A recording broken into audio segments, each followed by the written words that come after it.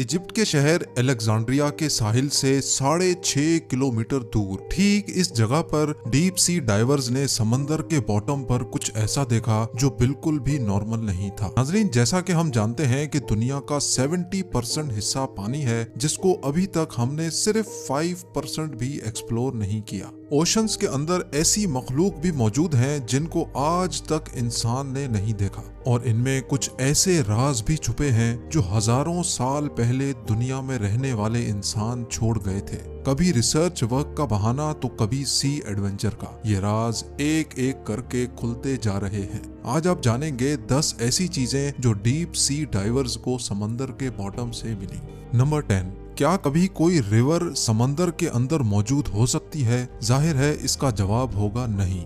लेकिन मेक्सिको के Yucatan peninsula में स्कूबा डाइवर्स ने समंदर के अंदर एक ऐसा सीक्रेट स्पॉट तलाश किया जहां पर पानी के अंदर ही एक रिवर भी बहती है। जी हाँ, समंदर के पानी के अंदर बहने वाली रिवर असल में हाइड्रोजन सल्फाइड की एक मोटी तह की वजह से बनी थी, जिसके नीचे एक गार से आने वाला सॉल्ट वाटर मौजूद है। इस जगह को सेनोटे एंजेलिटा भी कहा जाता है। स्कूबा डाइवर्स के मुताबिक ऊपर से देखने पर सेनोटे एंजेलिटा बिल्कुल नॉर्मल दिखती है, लेकिन तकरीबन 30 मीटर अंदर जाने के बाद जो मंजर नजर आता है उस पर यकीन करना मुश्किल होता है। नंबर 9, अमेरिका में फ्लोरिडा के बीचेस बहुत मशहूर हैं, जहां पानी के साथ साथ अक्सर सी शेल्स, क्रैब्स और मुख्तलिफ समंदरी मखलूक भी तैरकर साहिल पर आती है। लेकिन अक्टूबर 2012 में पोम्पनो बीच पर मौजूद लोग तब हैरान और परेशान रह गए जब उनको समंदर के साहिल पर एक बहुत बड़ी आंख मिली। जिस आंख का साइज इंसान के दोनों हाथों के बराबर हो, वो देखने में वाकई किसी बहुत बड़े समंदरी मॉन्स्टर की आंख लगेगी। इस आई बॉल की फोटो सोशल मीडिया पर आग की तरह वायरल हो गई। चंद लोगों का ख्याल था कि जिस मॉन्स्टर की आंख तैर कर साहिल पर आ सकती है वो जरूर साहिल के आसपास ही कहीं भटक रहा होगा। इस खौफ की वजह से लोगों ने फ्लोरिडा के बीचेस पर जाना ही कम कर दिया था। लेकिन जब ये आंख वाइल्ड लाइफ के डिपार्टमेंट में भेजी गई तो वहाँ कई एक्सपेरिमेंट्स और रिसर्च के बाद ये मालूम पड़ा कि ये आंख किसी मॉन्स्टर जायंट की नहीं बल्कि एक नॉर्मल स्वॉर्ड फिश की है, जिसको किसी मछेरे ने पकड़कर उसकी आंख निकालकर वहीं समंदर में फेंक दी होगी।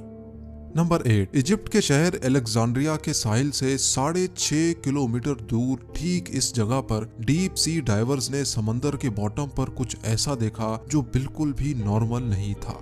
जब बात फ्रेंच आर्कियोलॉजिस्ट फ्रैंक गोडियो तक पहुंची तो उन्होंने इस जगह पर तहकीकात शुरू कर दी। हैरत अंगेज तौर पे इस जगह से 64 शिप्स, 700 एंकर्स, सोने से भरे हुए खजाने, 16 फीट लंबे स्टैचूज, टूटी फूटी इमारतों के हिस्से और छोटे छोटे पत्थर मिले जिन पर अजीबो गरीब लिखाई से कुछ लिखा हुआ था।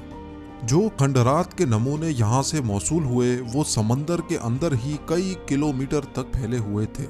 मालूम पड़ा कि यहाँ पर 2300 साल पहले इजिप्ट का एक बहुत बड़ा शहर हुआ करता था जो शायद इजिप्ट का मेन पोर्ट सिटी था और शायद जहाँ से मुल्क के कई कारोबारी मामला चलाए जाते थे। ये पूरा शहर आज थॉनिस हेराक्लियन के नाम से जाना जाता है, लेकिन हजारों साल पुराने इजिप्ट के इस पोर्ट सिटी को सैलाब खा गया या ये सुनामी की नजर हो गया, इसका अंदाजा किसी को भी नहीं है।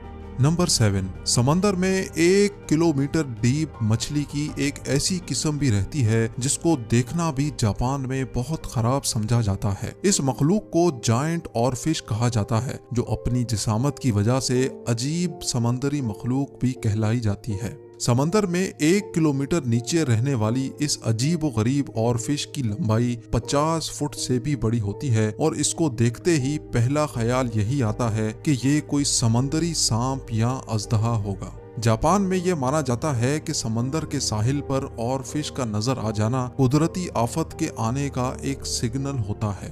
लेकिन साइंसदानों के मुताबिक ग्लोबल वार्मिंग की वजह से समंदर के बॉटम पर रहने और बसने वाली मखलूक सतह समंदर का रुख करने पर मजबूर है।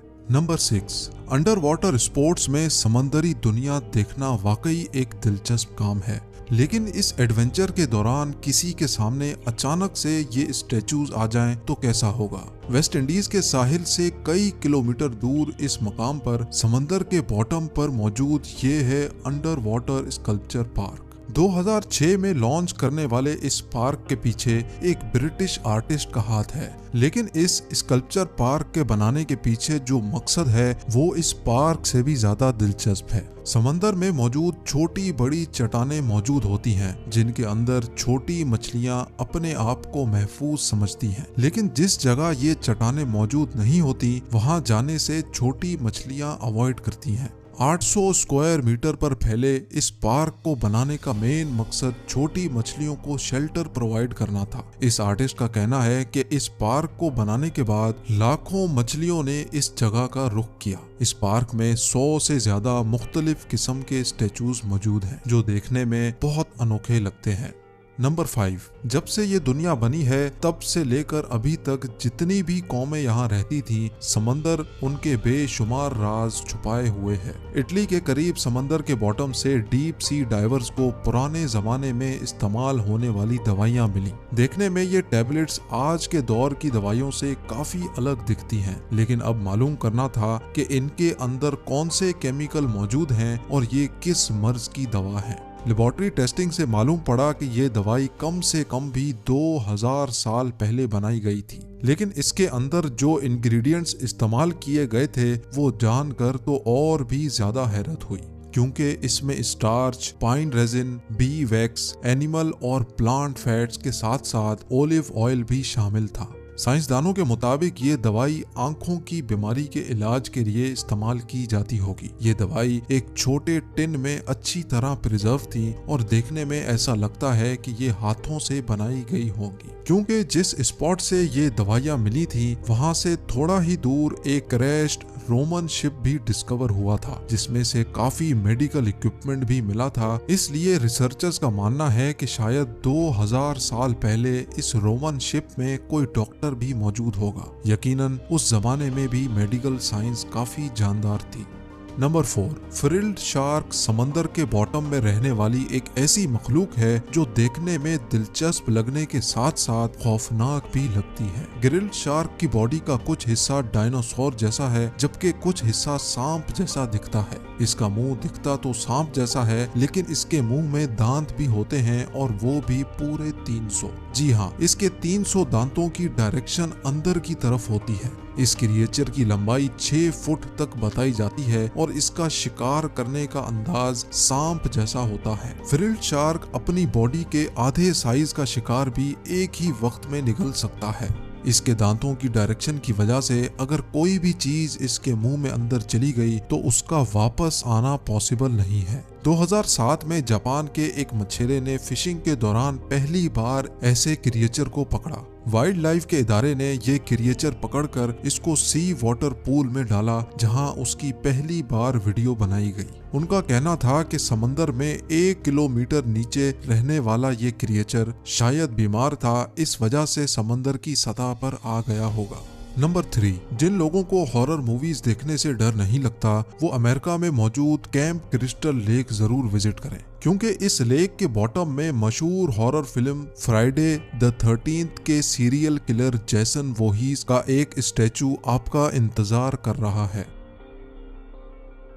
लेक के बॉटम में रखा गया ये स्टैचू अपने मशहूर मास्क और तलवार के साथ खड़ा किया गया है, जबकि इसका मुंह ऊपर की तरफ है ताकि लेक में डाइव करते ही डाइवर्स को खौफ का एक झटका लगे। स्टैचू के मालिक ने बताया कि वो कई सालों से इस लेक में डाइविंग कर रहा है और उसने दूसरे डाइवर्स को प्रैंक करने की नियत से फ्राइडे द 13th के इस खौफनाक कैरेक्टर को चुना, लेकिन चंद रिपोर्ट्स के मुताबिक अभी ये स्टैचू लेक से हटा दिया गया है।